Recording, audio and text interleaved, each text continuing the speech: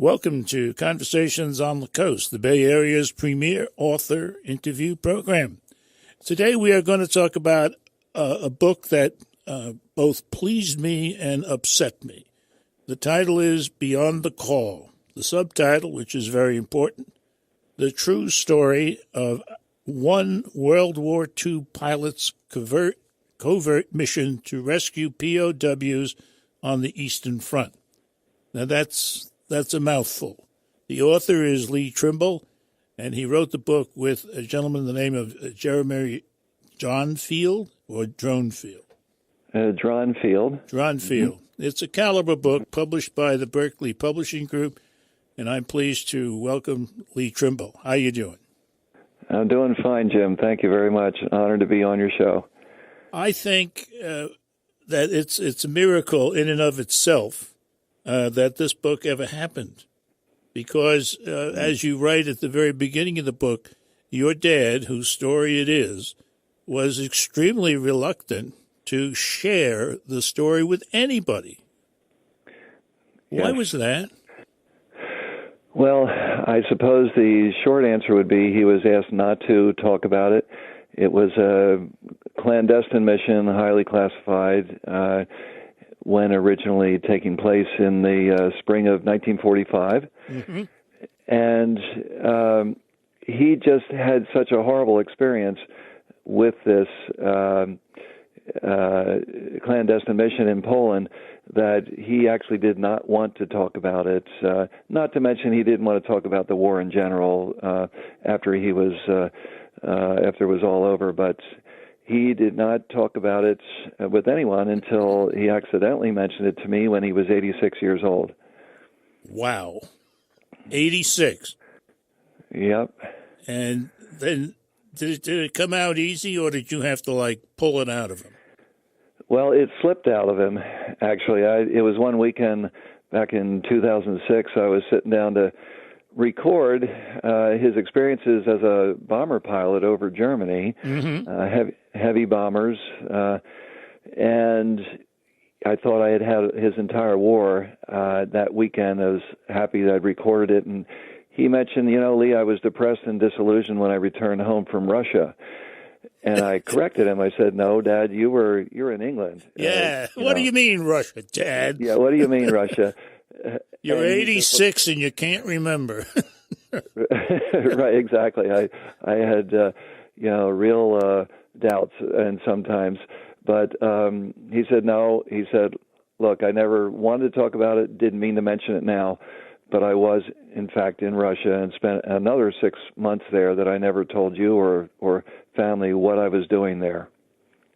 And so you went back more times and got a fairly complete story. And then if one picks up the book and just looks at it physically, one will find out that there are a heck of a lot of footnotes here and a very large bibliography. So this book consists of your dad's story, supplemented or verified, I suppose, in some cases, by your own research. Is that the structure of it? That's correct. I started on the strength of voice recordings that I made in conversations with him over a period of months.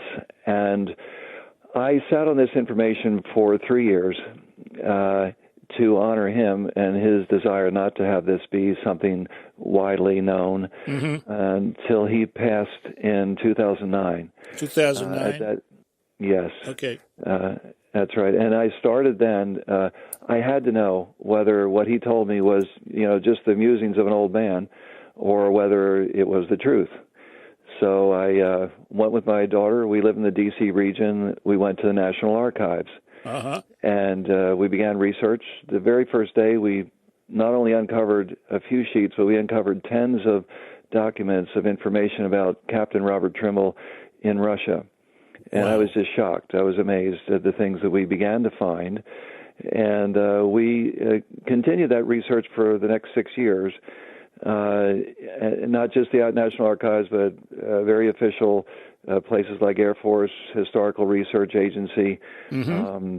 I brought on my co-author, Jeremy Dronfield, and he was looking at the British National Archives.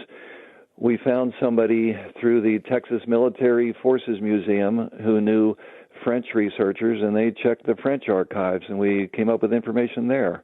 Wow. And very official sources, lots of research so that we could prove beyond any reasonable doubt that he did what he told me. The way this thing started is that POWs during World War II, the plan, the agreement at Yalta, was to get them back to their home country as quickly as possible. And official mechanisms were set up to accomplish that. However, Yes. It didn't go doesn't go in a military situation as planned. So the United States government and perhaps others set up supplementary parallel activities, and that's where your dad came in. Yes, that's right. Stalin at the Yalta Agreement, along with the Churchill and Roosevelt, had decided they were going to treat each other's POWs respectfully and get them back to their homelands. Stalin quickly turned his back on that agreement, basically because his view of POWs was that they were traitors and cowards. He certainly thought that of his own Russian POWs. And if he got them back, half of them, it said, were shot. The other half were sent to life at hard labor. He felt that men should fight to the death and never be allowed to be captured. So he was not going to think any better of other nations' POWs. Well, and when Russia rolled through Poland, pushing Germany back and occupied Poland, they decided we're not going to help these freed POWs. And they needed help. And your dad, Robert Trimble, became that help in an incredible way. We'll see some of his exploits when we return. You're listening to Conversations on the Coast with Jim Foster. Now you can find this program on iTunes, SoundCloud, and all your favorite digital outlets. Follow the show on Twitter at JimFosterCoc and email JimFosterCoc@gmail.com. Lee Trimble is our guest today. He's talking in a way about his dad, Robert Trimble. He's talking really about a book. The book is called Beyond the Call, the true story of one World War II pilot's covert mission to rescue POWs on the Eastern Front. Lee Trimble is the author. He's with us. His co-author, Jeremy Dronfield, is not, but it was a good partnership. It's a caliber book published by Berkeley Publishing Group. Randall Hansen, who wrote a book called Fire and Fury and another one called Disobeying Hitler, had this to say about our book, vivid and engaging. Beyond the Call is partly a story of one officer's guile, that it is, and bravery in the face of forces much larger and more powerful than himself. But it is also a moving and appalling tale of the full horror of World War II's last year on the Eastern Front. I guess when you get to the end of a war and you're losing, desperation becomes the modus operandi. Yes. And are you referring to desperation on the Russian part or the American in saving their POWs? I think on both parts. Well, the way this thing all ends, one becomes very much aware of the desperation on our side. But let's backtrack a little. To begin with, Trimble's doing well as a B-17 pilot, and he's getting commendations and all that kind of stuff. And they gave him this choice: 21 days at home with his new wife and with a chance to meet his daughter, whom he had never seen, or and then come back, probably, very likely come back and have to fly another, 35 missions, risk his life, or get involved in ferrying wounded planes and materiel from various places around Europe and never get shot at again. That was the offer. And he and his wife said, that sounds good. We don't want him to get shot at anymore. And off he goes. And it turns out that that was an out-and-out lie, didn't it? Yes, that is true. He thought he was taking the safe bet. Turned out that he put himself in more danger than he ever imagined. And so he decided to take on the mission because a bomber pilot or a air crew member was one of the most deadly occupations in the war. 1 out of 3 never returned home. He likely wouldn't have survived another tour. Another tour. You know, that really surprised me. I had no idea that was the situation, that the highest death toll came through the air forces. I never knew that. Yeah, a small group relative to ground forces, but still, relatively speaking, a high rate of loss. They gave him his Commander Helton of the 493rd Heavy Bomber Group, CO, gave him a slip of paper with an address. He went on his way to London, followed the address to a domestic home, and thought, I'm surely at the wrong place. He knocked on the door. Older woman answered, young by our standards, but old by his, and said, are you Captain Trimble? Well, he was shocked. He wasn't expecting that. And he said, yeah. And she said, come on in. It turns out he was sent to an OSS safe house, Office of Strategic Services. And they were working the clandestine missions for America in the war. And he went from there to the American Embassy next, where they took him for somebody else. And they thought he was there to be a double agent. And they started by saying, we're going to fit you with a couple of business suits, and we're going to fly you to Stockholm, Sweden, around midnight tonight. And he said, no, hold on. He said, there's no way I'm going out there and being some kind of a secret agent. He said, I'm a bomber pilot. I'm Air Force. That's all I've ever known how to do. And that's what I'm going to do. And you can throw me in the brig, but that's the only place I'm going is to Russia, where I said I would bring back bomber planes. Well, they got it straightened out. They finally got him on a flight to Poltava, Russia, where we had an air base at that time. Yeah. And took him 2 weeks to get there. When he got there, the CO in Poltava, Commander Hampton, said, no, you're not here to ferry planes. You're here to help us get our POWs out of Poland. We're desperate at this point. Gather them up and get them to safety. That's what he was charged with. And so it begins. What struck me at that point, and then pretty much throughout the rest of the story, is that there's a feeling like nobody's in charge. Nobody is creating a plan whereby he can get in and out with the people that he's supposed to. And the other thing is that while he's working to help these people, if there's a need to get a wounded bomber out, he's their guy. So he's doing, his cover job and his real job all at the same time. That is true.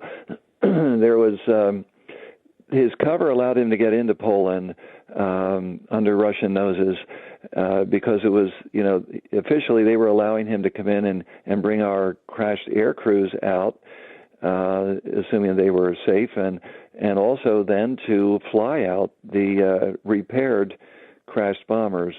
But while he was in there in Poland, he would give the NKVD agents, who were Stalin's secret police, he would give them the slip, and they head out in the country at night, early morning sometimes, avoid their following him, and find these people taking coded information from the OSS operatives where to go, would get him train tickets back in town, wherever he operated, mostly Lvov, Poland, which is now Lviv, Ukraine. And that was his mode of operation. but it was treacherous. Even his official mission of bringing out bomber planes out of potato fields, literally, with one-third the run distance that a normal bomber would need to get off the ground. Yeah, Out of there. and slippery potato fields at that. You know, Snow covered. Mm-hmm. Trimble missed nothing. He missed nothing. He even got to see Auschwitz. We'll talk about those kinds of experiences when we come back. You're listening to Conversations on the Coast with Jim Foster. Now you can find this program on iTunes, SoundCloud, and all your favorite digital outlets. Follow the show on Twitter at JimFosterCoc and email JimFosterCoc@gmail.com. Beyond the Call, that's the title of today's book, and the subtitle is extremely important. That subtitle is The True Story of One World War II Pilot's Covert Mission to Rescue POWs on the Eastern Front. The author is that hero's son, Lee Trimble. His co-author is Jeremy Drumfield. It's a caliber book published by the Berkeley Publishing Group, and a nice person by the name of Susan Ottaway says, Beyond the Call is the brilliantly told, fast-paced true story. And that's one of the great virtues of the book, that it's a fast-paced true story. Mm-hmm. And it's the story of a remarkable young man who ultimately, I just was told to remember, became captain. Yeah. This man found himself in a place where danger abounded and life was cheap. But drawing on a courage he hadn't known he possessed, he began his assignment. Nerve-wracking, informative, yet profoundly moving. Beyond the Call is a truly inspiring book. That's very, very true. And the other thing that's extremely true that she mentions, that he seemed to be drawing on courage that he didn't know he possessed. He seemed, so Harrisburg, so much the guy who went with his father to go fishing in the summertime and putzed around in the snow in the wintertime. And I don't know, what was he before he went in, work-wise? Anything? Well, he had started actually working with the Pennsylvania Railroad. That's right. That's right. Yeah, because he remembered that coupling noise in the middle of the night. Right. And they were assembling freight trains. Mm-hmm. Mm-hmm. Besides working with a lot of POWs, working with Russians and not getting along very well, working with some very gallant fellow soldiers on the American side and the Brit side.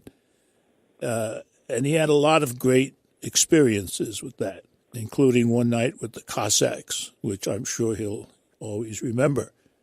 But one of the other things that he got to see was what the Nazis were doing to the Jewish people.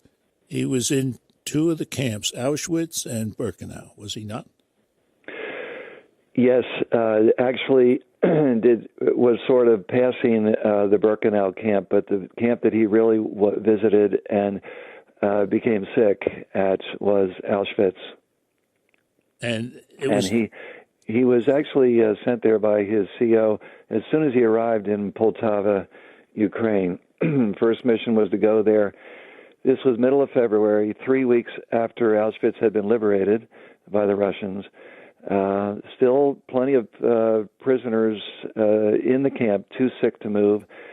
He got there at a point where the bodies were still basically strewn around, some in heaps, some stacked up in carts, still frozen or semi-frozen from the cold of the winter. And I do recall him telling me that he went up to one of the crematoria and put his hands on the bricks. They were still warm from the hearths that hadn't entirely cooled yet, even though the Germans had tried to destroy them. Yes. And he was just horrified. Couldn't stay more than a couple of hours. And it was something that haunted him for many years after. And then at another point in the story, a later point, he apparently got some time by himself, and he's doing what he did as a youth with his dad, walking down the train tracks. And it's snowy and it's frozen and this and that.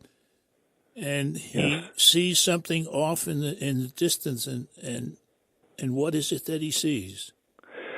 At first, he sees what his memory as a railman in Pennsylvania made him believe that it was a bunch of workers on the railroad at rest, like at break time. Uh-huh. When he got closer, of course, there were lots of birds circling around, and the stench actually told him that what he was seeing was men who were dead, who had been murdered beside the rail track. We don't know for sure, of course, what it was or why it happened, but we think that it was probably a POW train that had stopped for some reason in the middle of nowhere and unloaded a bunch of their POWs, and some of them were shot, and some were tied to the tracks and run over by the locomotive and just decapitated. The worst kind of thing that you could ever witness. And he saw one young boy there that he decided he was going to at least give one of them a proper burial. He dug a shallow grave, put this boy in there, covered it with rocks, and said a prayer, heard another train coming, didn't want to be caught having witnessed this, so he hurried on into the country. But again, something that did stick with him for a long, long time. Eventually, he's called to Washington, or goes to Washington for some other purpose, and on that trip, we get the answer. What was his reward for all the courage, for all the heroism, for all the risking of his life? Tell us. Well, when he got to Washington, actually the new Pentagon there, he was called in by a general. Didn't know the guy, couldn't remember his name actually, but he said he wanted to see him, and he thought he was going to receive some sort of promotion or commendation. When he got there, he received a thorough reprimand, and the reprimand was that he had done a couple of things that they thought he shouldn't have done. One was actually that he had held off a Russian colonel who wanted to take over his plane, one of the planes he was going to fly out of, crash-landed plane, fly it out of Poland. He said, there's no way you're going to take this plane away from us. We're flying it out of here. And he actually held his Colt 45 up to that Russian colonel and forced him to leave so that they could finish the job they started. Was this the same Russian colonel who's a crappy flyer? No. Another one. It was not. It was another one. But the Russians wanted to get their hands on our planes, our technology, and they wanted that plane in the worst way. He knew that. And he knew that if they took him away from there, they might just find a way to lose him permanently. Right. And what was the other thing that bothered the general? It was a single note that they found in one of the journals that his final journal that he wrote as commander of Poltava, which is another story. He went from, just a rescuer that almost nobody knew there to commander of the entire air base. But his last notes were, shame on America. And all they knew was the note. They didn't know the story behind it. But that's what they were reprimanding him for. And the story behind that is, of course, that the brass, the superiors in our embassy in Moscow, did not stand behind our men while over there. Not only the POWs, but also the men at the base did not defend them, went with the Russian orders in every case. That's the ultimate problem with being involved in a covert operation. The ultimate the ultimate story for you listening out there is that you can buy this book. You remember now it's called Beyond the Cell. Beyond the Call.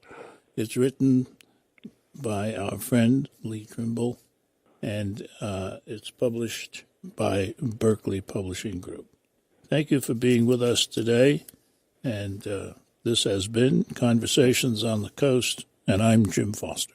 Now you can find this program on iTunes, SoundCloud, and all your favorite digital outlets. Follow the show on Twitter at Jim Foster COC and email jimfostercoc@gmail.com.